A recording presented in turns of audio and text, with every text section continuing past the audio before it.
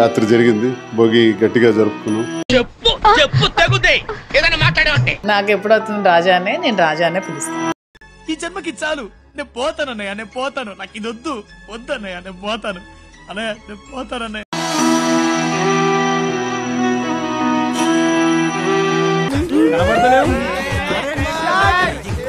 సరేనమ్మా, నేను పోతున్నా, జాగ్రత్త. ఏంటి సంక్రాంతికి మేడం గారు మీకు స్పెషల్స్ ఏంటని చేయబోతున్నారు? ఏంటి రోజు స్పెషలే. నీ నోట్లో నోరు పెట్టినందుకు మా గురువు గారు ఆయన చెప్పుతో ఆయనే కొట్టుకోవాలి. కానీ ఈ రోజు స్పెషల్ ఉంటుంది కదా పండగకి. కానీ ఈ రోజు స్పెషల్ ఉంటుంది కదా పండగకి. నవ్వుతున్నావా? సిగ్గులేదురా నీకు? భోగి గట్టిగా జరుపుకున్నాం, ఘనంగా జరుపుకున్నాం. శభాష్, అరే ఏ క్లాస్, చాలా గొప్పగా చెప్పావే, సెకండ్ చంపేస్తాను. మరి సంక్రాంతి కూడా ఘనంగా జరుపుకోవటం జరుగుతుంది. నవ్వు ఆపుకుంటున్నావు కదరా. కిందటి సంవత్సరం అంతా కొన్ని చేదు అనుభవాలతోటి గడిచాయి. 2025 వచ్చిన తర్వాత ఏదో తేడాగా ఉందంటే కొత్త పండగ సంక్రాంతి పండగతో ఇద్దరు కలిసి సంబరాలు చేసుకుంటున్నారు. చాలా మంది ఎలా అనుకుంటున్నారు అసలు? ఏం మాట్లాడతావు నువ్వు? ఏం మాట్లాడతావు నువ్వు?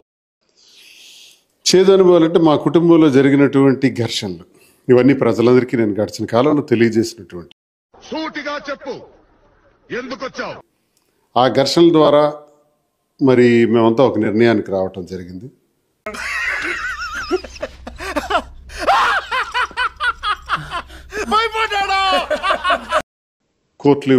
కోర్టుల్లో కేసులు కూడా ఉన్నాయి.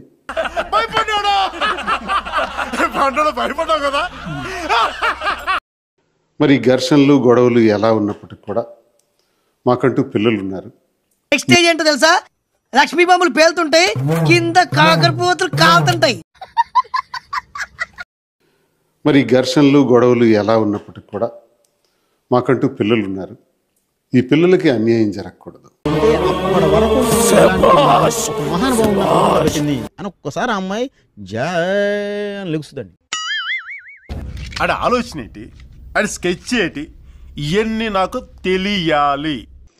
మా దగ్గరికి ఉన్నటువంటి 3 పిల్లలు కానీ, నాకున్నటువంటి 2 పిల్లలు కానీ, మాకు 5 పిల్లలు. అంత మొనగాడా? మరి అయితే ముందు పిలిపించండి.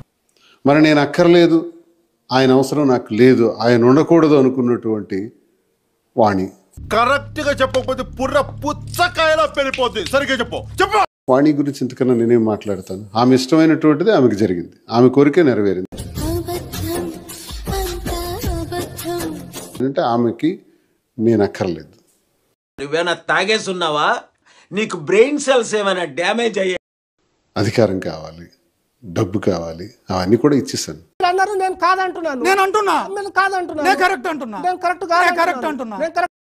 ఇప్పుడు శేష జీవితం మేమిద్దరం కలిపి ఆలోచించుకొని మేమిద్దరం కలిపి ముందుకెళ్ళవలసినటువంటి. ఫైనల్ గా మీరు అందరూ అపోహలు, లేనిపోని ఆరోపణలు, లేనిపోని విమర్శలు చేస్తుంటారు. నేను ఓపెన్ హార్ట్ గా మాట్లాడుతున్నా, నువ్వు సైకోలాగా మాట్లాడుతున్నా.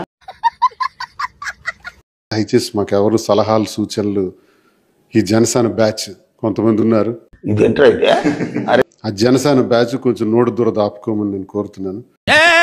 ఏం మాట్లాడతావు నువ్వు? ఏం మాట్లాడతావు నువ్వు?